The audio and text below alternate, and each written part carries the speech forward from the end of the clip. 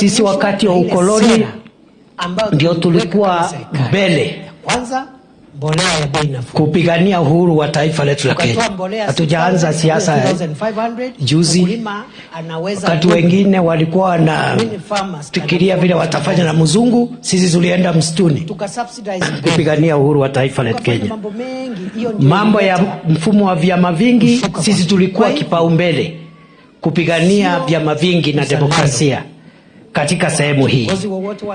Ile mambo iko tu kidogo ni kwamba hata wakati tulikuwa tunapigania vyama vingi, tulikuwa tunatunza mali yetu, hatukuwa na tabia ya kuchoma mali yetu sisi wenyewe. Hiyo tu ndio naomba tufikirie vile tunaweza rekebisha.